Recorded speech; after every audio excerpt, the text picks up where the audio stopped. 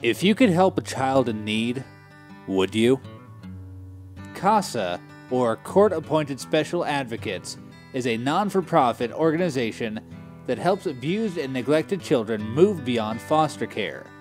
These children are known as CHINs, or Children in Need of Services. The CASA program nationwide started in 1977 with a Seattle, Washington judge. The Scott County program started in 2007. We swore in our first volunteers at the end of 2007, and our volunteers started advocating for kids in Scott County in 2008. Our community volunteers get to know the child well enough to be able to make a recommendation to the circuit court about what's in their best interest. Our community volunteers also express to the court what the child's wishes are, besides just what their needs are. And the whole goal of a CASA is to navigate a child that's been in the foster system for a prolonged period of time out of the foster system and into a safe and permanent home. That's the ultimate goal. Children who have been declared by the court system as abused and neglected will be put in foster homes. While this is a safer place for the child, it is not a permanent home where they can thrive.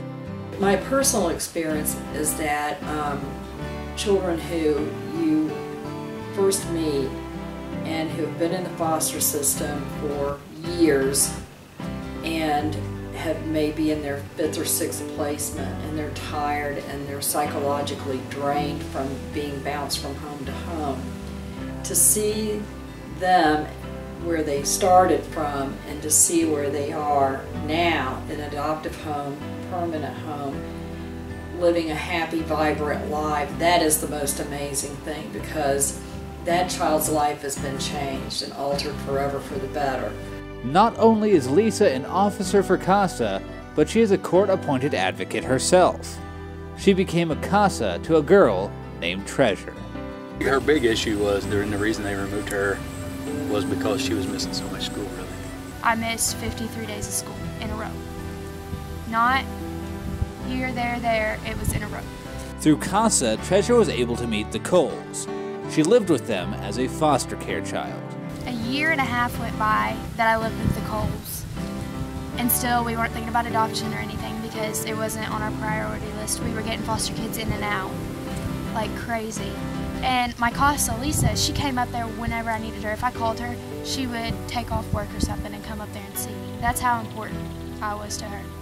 And she talked to me about adoption because nobody ever had. She had no hope. She did not think that she would ever get into an adoptive home. I hate to say that we wasn't interested in adoption at first, but we never really talked about adoption until she expressed the desire that she wanted to be adopted. And I think that's kind of what initiated that process. And I think just she, through her CASA, expressing that she wanted to be part of our home permanently, I think that kind of initiated that. And we sat down and we talked with my parents, and they said that's what we want, like, she's ours, so we're keeping her. And Lisa, she kind of, commented on it and told me, this is the best situation, like, for your situation, this is the best thing that you can possibly do. You're bringing somebody new into your home and you're keeping them forever. You can't just make that decision overnight. But that's what's so different about my parents, is because they really did make that decision overnight. They wanted me to move up there with them, and 3 days later, because of my CASA, I moved up there after everybody in the world told me I couldn't.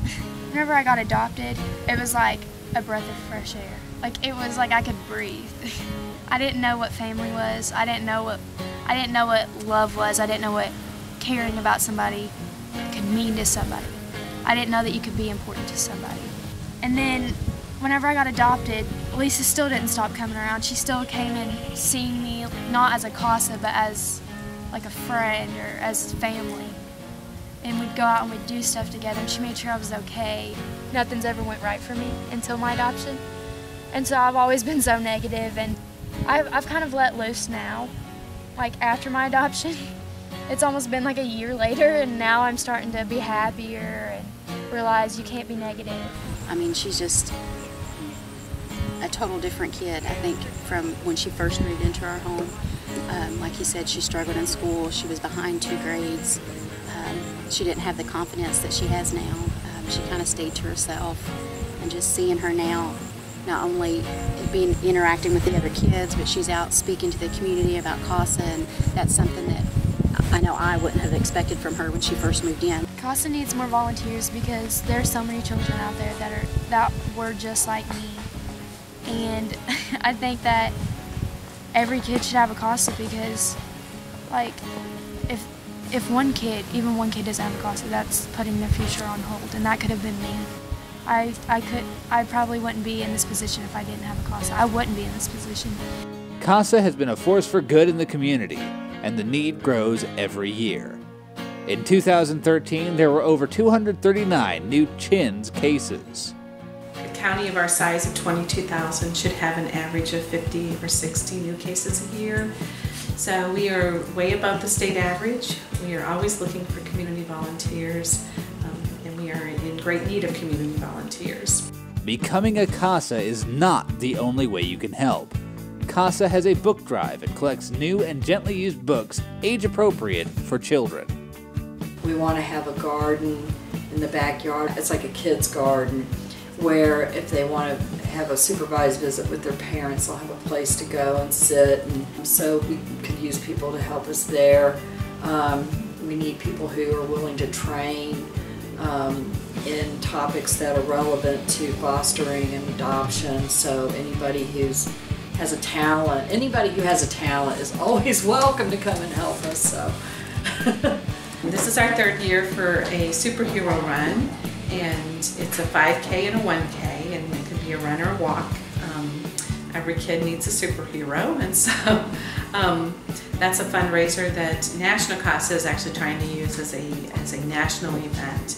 And then the other thing that we do here is we have at the end of April a Taste of Scott County, and that's where our local chefs and restaurants and caterers come together and basically vote for best barbecue, best entree, best appetizer, plenty of good food. You never walk away hungry, and it gives an opportunity for CASA to get their name out there and to help recruit for volunteers at that time of the year also.